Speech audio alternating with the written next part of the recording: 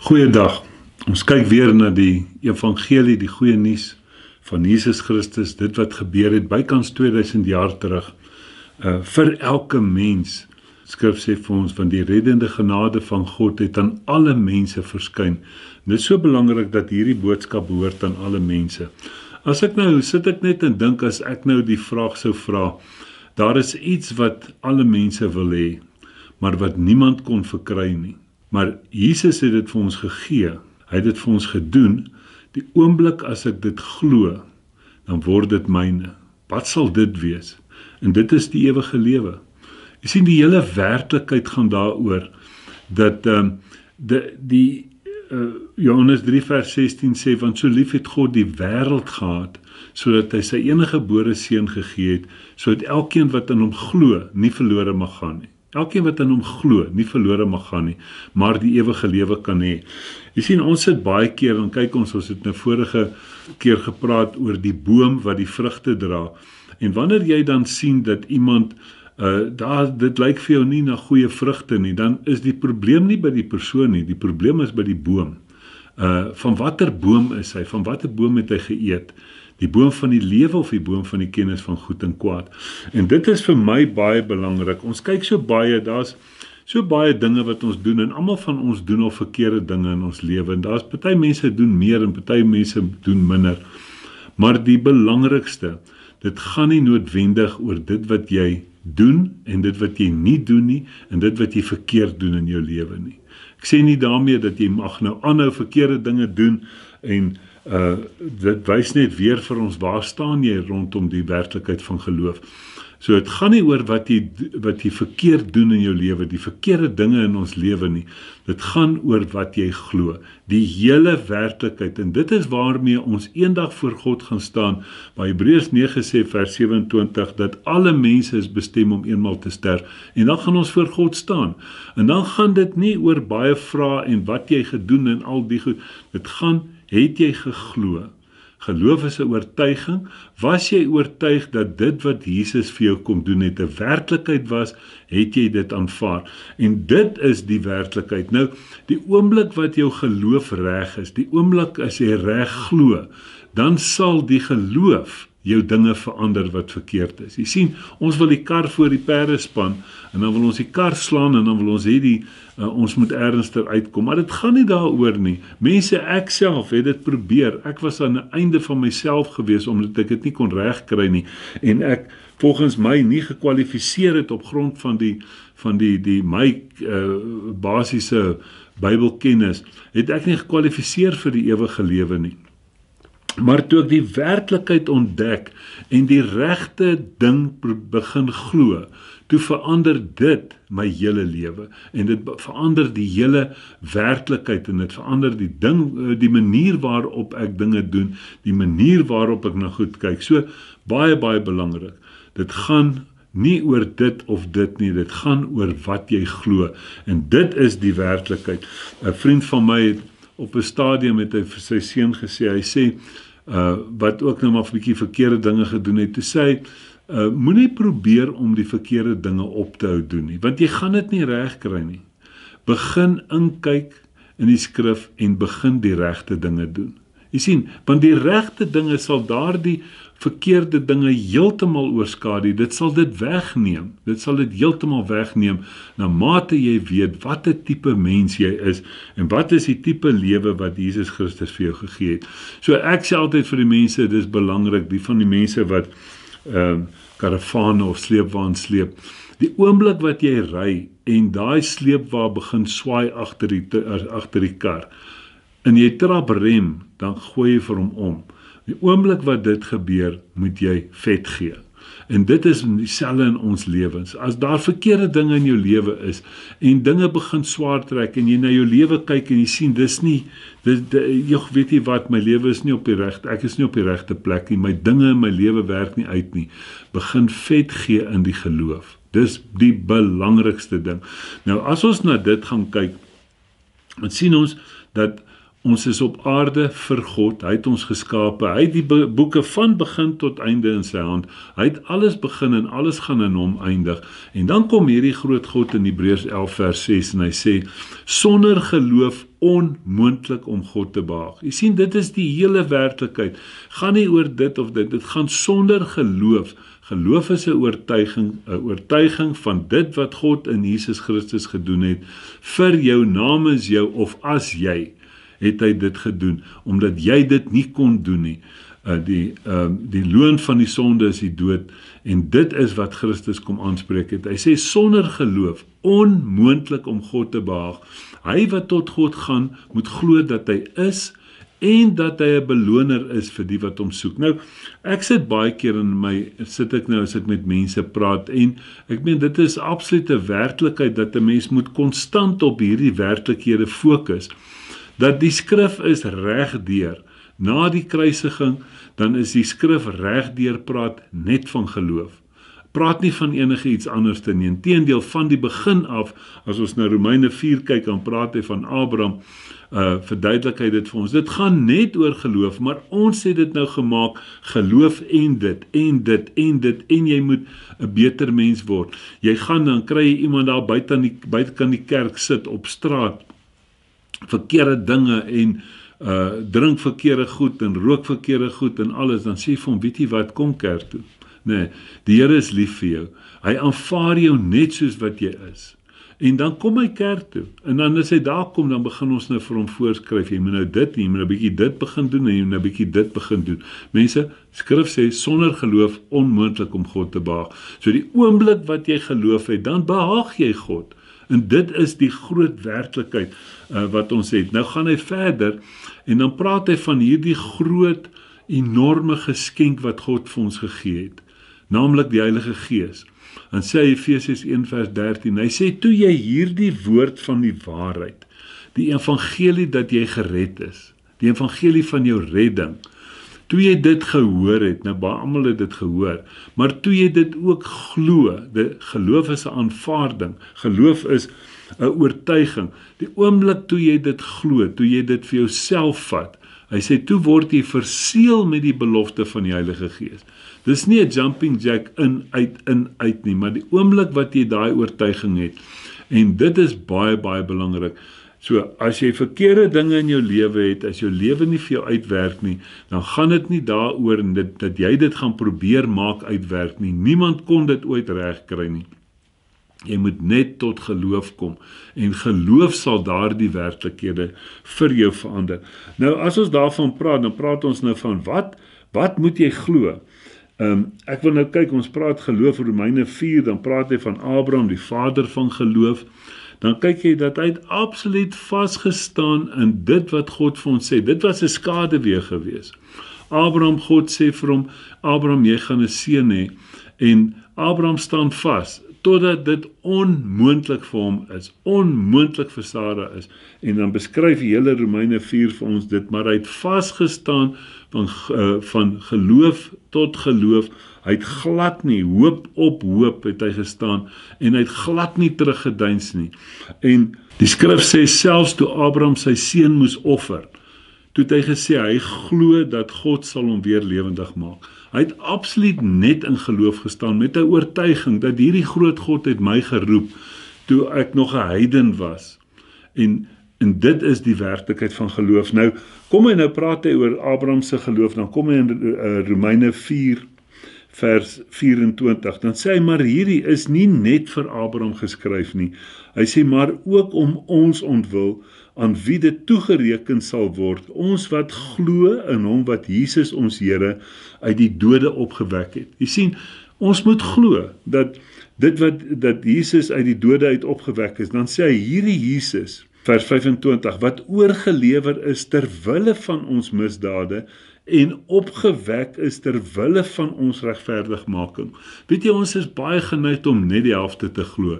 En as jy net die helfte glo, dan is dit nie dat net die helfte werk nie, dan werk niks. Want jy sien dat God het in Christus vir ons gesterf om te voldoen wat die Ou Testament van ons verwag. Romeine 6 vers 23, ek gaan hom sommer gou vir ons lees hierso net. Hy sê, Want die loon van die sonde is die dood, maar die genadegawe van God is die ewige lewe in Christus Jesus ons Here. Dan sien jy die genadegawe, hy praat hier van die genadegawe, en ons wil so vreeslik graag die gawes hê, maar dan sien ons dat geloof is 'n gawe. Jy sien, dit is 'n gawe, dit is wat God vir ons gee. Ons sal nou weer lees van dit.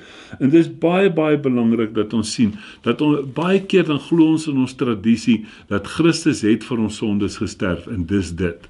Nee, hy het vir ons sondes gesterf, maar hy het ook opgestaan en vir ons die ewige lewe gegee het, sodat wanneer jy dit hoor en dit glo, word jy verseël met die belofte van die Heilige Gees.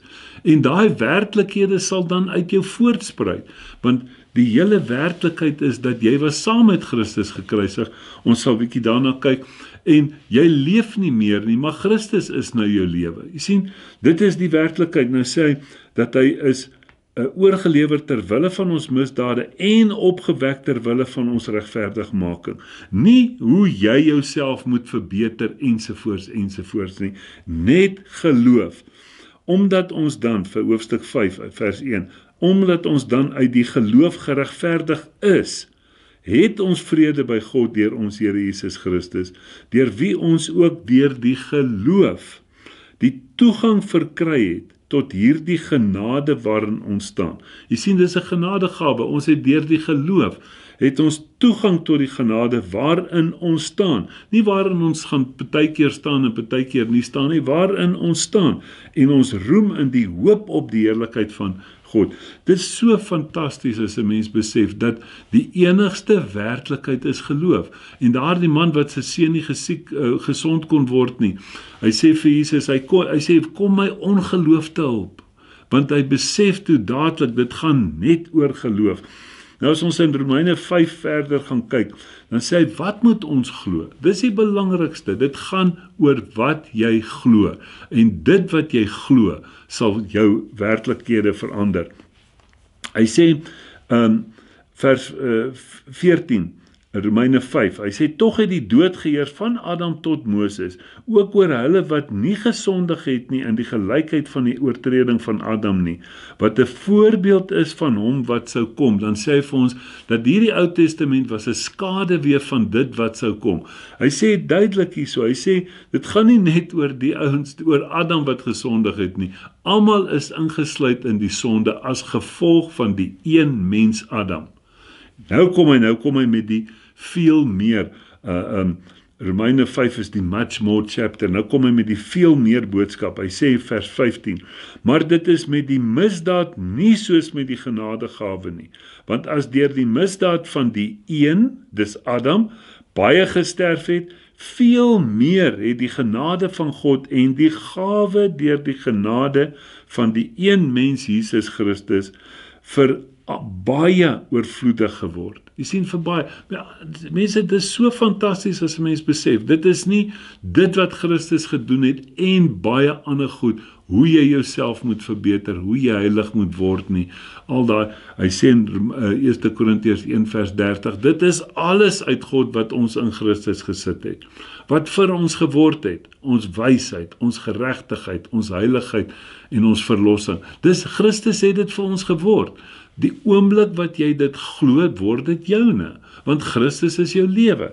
Kom ons gaan verder, dan kyk ons in vers 16, hy sê, en nie soos deur die een wat gesondig het, is die gawe nie, want die oordeel was uit een tot veroordeling, maar die genadegawe is uit baie misdade tot vryspraak.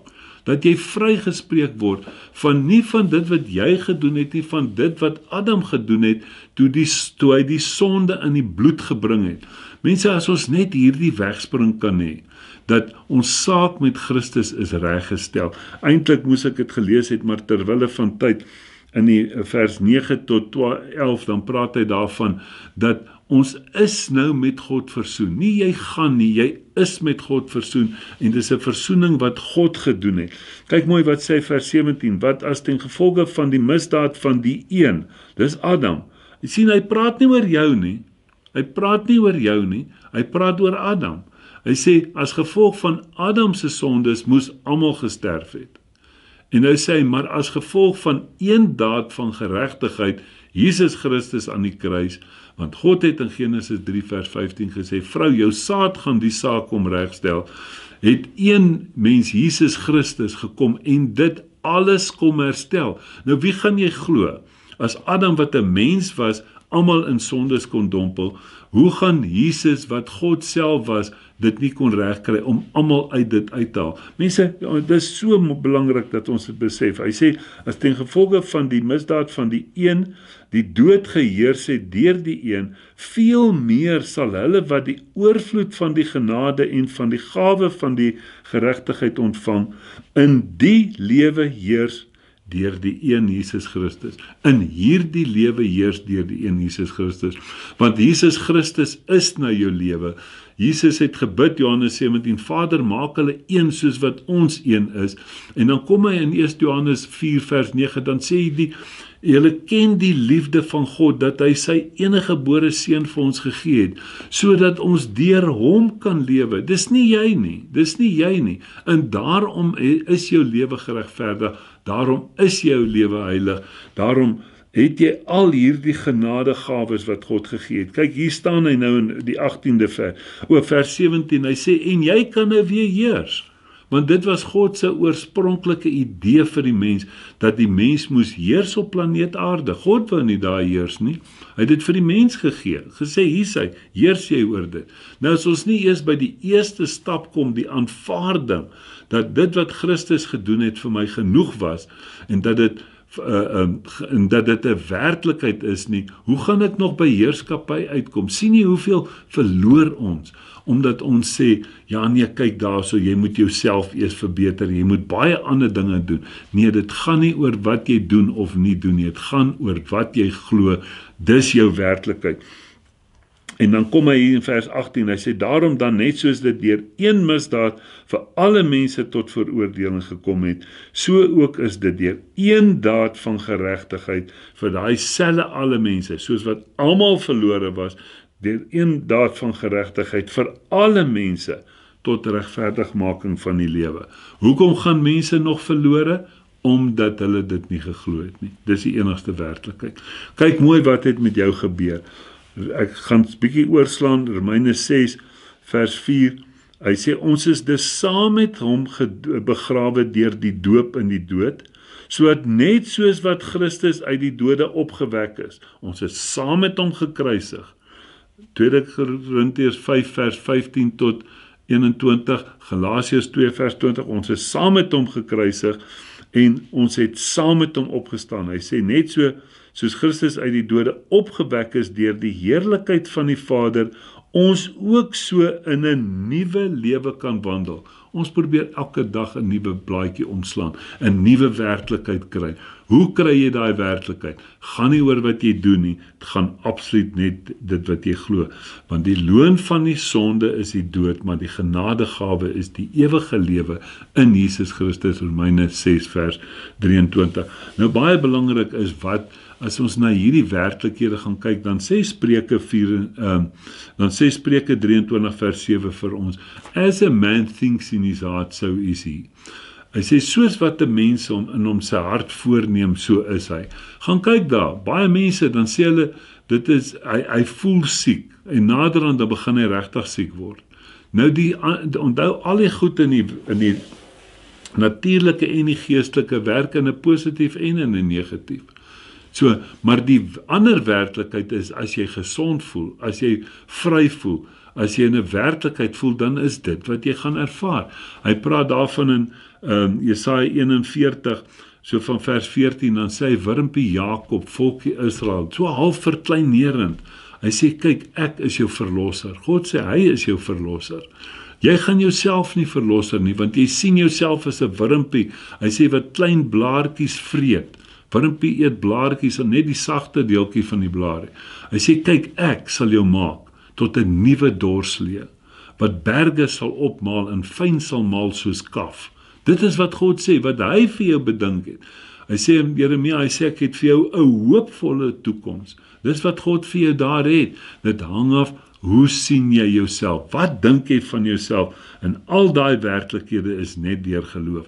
En dan is dit baie, baie belangrik, dat ons gaan kyk, terwyl ons nou hier in Romeine 1 is, dan praat hy van hierdie werklikheid, en dit is Romeine 1 vers 16, hy sê, ek skaam my nie oor die evangelie van Christus nie, want dit is 'n krag van God tot redding vir elkeen wat glo. Hierdie evangelie, die vryspraak, die geregtigheidsboodskap, dit wat ek vir u oorbring, hy sê, dit wat Christus gedoen het, nie dit wat jy moet doen nie. Hy sê, dit is die krag van God vir elkeen wat glo. Hy sê, want die geregtigheid van God word daarin geopenbaar, uit geloof tot geloof, soos geskrywe is, maar die regverdige sal nou net uit die geloof lewe. Net uit die geloof lewe. Dis die werklikheid. So dit is absoluut van geloof tot geloof. Romeine 10 vers 17 sê, geloof kom deur die gehoor, gehoor deur die woord van God. En dis hoekom dit so belangrik is dat ons met mekaar oor hierdie werklikhede praat. Want jy sien die geskenk wat gekom het, Kolossense 1 vers 26, van vers 26 af. Hy sê, dit wat vir eeue en geslagte verborge was, maar nou geopenbaar is, naamlik Christus in die mens. Christus nou jou lewe. Hy sê, hom verkondig ons. En hom, terwyl ons hom aan elke mens verkondig, en elke mens volmaak in Christus voorstel. Mense, baie belangrik, Kolossense 1 vers 28. Hy sê, ons moet elke mens volmaak in Christus voorstel, ons moet elke mens in alle wysheid onderrig, en dit is wat ons doen as ons met mekaar praat hieroor, want geloof kom deur die gehoor, en gehoor deur die woord van God. So belangrik, as jy daarna gaan kyk, wat glo jy? As jy begin dink aan Kolossense 1, terwyl ek nou van Kolossense praat, ek haal net aan, vers 12, hy sê, dit is God wat ons bekwaam gemaak het. Dis nie my bekwaamheid nie, maar dis absoluut iets wat God gedoen het. Hy sê, God wat ons bekwaam gemaak het. En dan gaan hy vers 13 en sê, wat ons oorgebring het uit die mag van die duisternis na die wonderbaarlike lig. Jy sien, met ander woorde, uit die probleem na die antwoord. Jy sien, uit die boom van die kennis van goed en kwaad na die boom van die lewe. Dis absoluut God wat in Christus ons oorgebring het van daar af. Ek sê altyd, as jy 'n kykie uit of 'n hondjie uit een boks uithaal en jy sit hom in 'n ander boks, dan sê hy in die ander boks. Hy is nie meer in die eerste een nie. En dis wat God in Christus gedoen het. Hy het vir elke mens gesterf. Die skrif sê 2 Korintiërs 5 vers 15, as een vir almal gesterf het, dan het almal gesterf, en hy het vir almal gesterf. Jy sien, so hy het ons gegaan, en hy het vir ons daarna 'n nuwe lewe gegee. So mense, die probleem wat ons het, is net, daar's 'n paar goedjies, ek gaan daarmee afsluit. Hy sê, sonder geloof onmoontlik om God te behaag, want dit gaan net oor geloof, jou oortuiging, nie jou oortuiging van die Ou Testament nie, nie jou oortuiging van hoe goed jy doen nie, hoe goed jy presteer nie, maar absoluut jou oortuiging van dit wat God in Christus vir jou gedoen het. Daarom het hy hierdie skriffies gegee, Habakuk 2 vers 4, Romeine het gesê 1 vers 17, Galasiërs 3 vers 11, in Hebreërs 10 vers 38, die regverdige sal nou net uit die geloof lewe. En dit wat jy glo gaan manifesteer. As jy glo jy's 'n wurm, gaan 'n wurm manifesteer. As jy glo jy's 'n sondaar, dan gaan jy 'n sondaar wees en jy gaan moet sondig om 'n sondaar te bly. Jy sal nooit by 'n werklikheid uitkom nie. Maar as jy glo dat Christus is my lewe, hy het gedoen wat die Ou Testament van my verwag het, die loon van die sonde is die dood. Hy het vir my gesterwe, maar hy het my nie alleen gelos nie. Ek het saam met hom opgestaan. En dan besef jy, dan is dat jy het hom nou aanvaar, hy is jou lewe, en dan kan jy met reg sê, groter is hy wat in my is as hy wat in die wêreld is. Maar jy kan nie sê, ag, weet jy wat, ek probeer maar nog nie om by Christus uit te kom nie, want as die probleem by jou uitkom en jy probeer by Christus uitkom, dan is jy daarmee heen. Maar die oomblik wat jy besef, Jesus het 2000 jaar terug by jou uitgekom, hy is nou jou lewe, en die probleem kom, dan weet jy, die probleem kom teen Christus, nie teen jou nie. Mense, is so belangrik. Die ander ding wat belangrik is, dat ons moet weet, dit gaan absoluut oor onkunde. Ou Testament, Hosea 4 vers 6 sê, my volk gaan verlore weens 'n gebrek aan kennis. In die Nuwe Testament kom hy Efesiërs 4 vers 18 en sê, julle is geskei van die lewe van God net deur onkunde. Daai groter as hy wat in my is. Jy is geskei daarvan, net deur onkunde. En dan die laaste dingetjie wat ek wil sê, daar's nog baie ander redes, is dat jy verhard jou. Nou dis die tweede deel van Efesiërs 4 vers 18, julle is geskei van die lewe van God deur onkunde, omdat julle verhard. Jy hoor hierdie woord, maar jy verhard jou. In Romeine 1, hier staan hy vers 18 en 19, want die toorn van God word van die hemel af geopenbaar oor al die goddeloosheid en ongeregtigheid van mense. Watter mense? Wat in ongeregtigheid die waarheid onderdruk. Jy sien, so dit is die derde ding wat ek wil noem. Jy onderdruk hierdie werklikhede in jou lewe. Hy sê, omdat wat van God geken kan word, in hulle geopenbaar is, want God het dit aan hulle geopenbaar. Mense is so belangrik. Dit gaan nie oor wat jy doen of nie doen nie, maar kyk na jou lewe. 2 Korintiërs 13 vers 5 sê, ondersoek jouself of jy in Christus is. Wanneer jou dinge nie uitwerk nie, besef daar's net een antwoord, en dit is die woord, dit is geloof. Amen.